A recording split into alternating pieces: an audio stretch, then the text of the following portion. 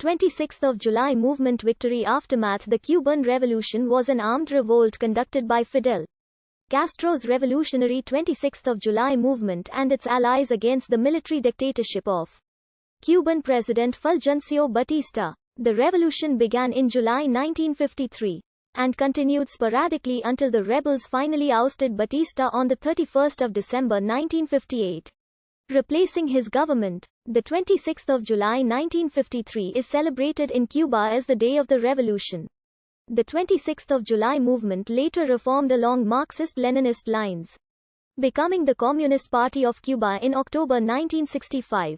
The Cuban Revolution had powerful domestic and international repercussions. In particular, it transformed Cuba-United States relations.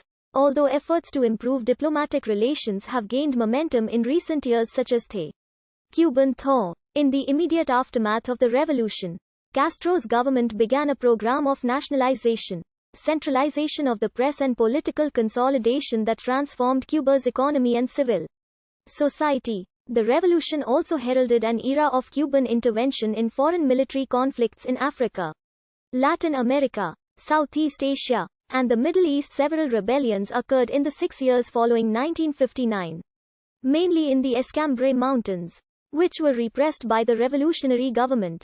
In the decades following United States' invasion of Cuba in 1898 and formal independence from the U.S. on the 20th of May 1902, Cuba experienced a period of significant instability, enduring a number of revolts, coups and a period of U.S. military occupation. Fulgencio Batista, a former soldier who had served as the elected president of Cuba from 1940 to 1944, became president for the second time in 1952, after seizing power in a military coup and cancelling the 1952 elections. Although Batista had been relatively progressive during his first term, in the 1950s he proved far more dictatorial and indifferent to popular concerns. While Cuba remained plagued by high unemployment and limited water infrastructure, Batista antagonized the population by forming lucrative links to organized crime and allowing American companies to dominate the Cuban economy, especially sugarcane plantations and other local resources. Although the U.S. armed and politically supported the Batista dictatorship, later U.S. presidents recognized its corruption and the justifiability of removing it.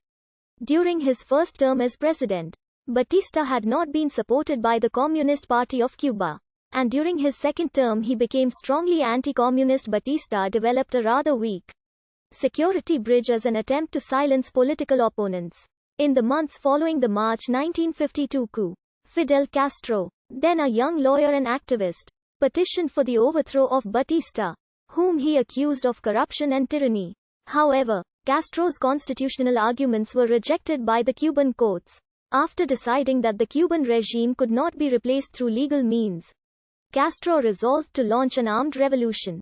To this end, he and his brother Raúl founded a paramilitary organization known as the Movement, stockpiling weapons and recruiting around 1,200 followers from Havana's disgruntled working class. By the end of 1952, Batista was known as a corrupt leader and constantly pampered himself with exotic foods and elegant women. Striking their first blow against the Batista government, Fidel and Raúl Castro gathered 69 movement fighters and planned a multi-pronged attack on several military installations. On the 26th of July 1953, the rebels attacked the Moncada barracks in Santiago and the barracks in Bayamo, only to be decisively defeated by government soldiers. It was hoped that the staged attack would spark a nationwide revolt against Batista's government. After an hour of fighting, the rebel leader fled to the mountains.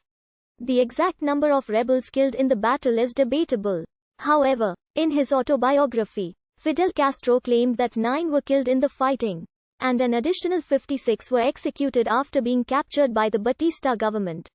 Due to the government's large number of men, Hunt revised the number to be around 60 members, taking the opportunity to flee to the mountains.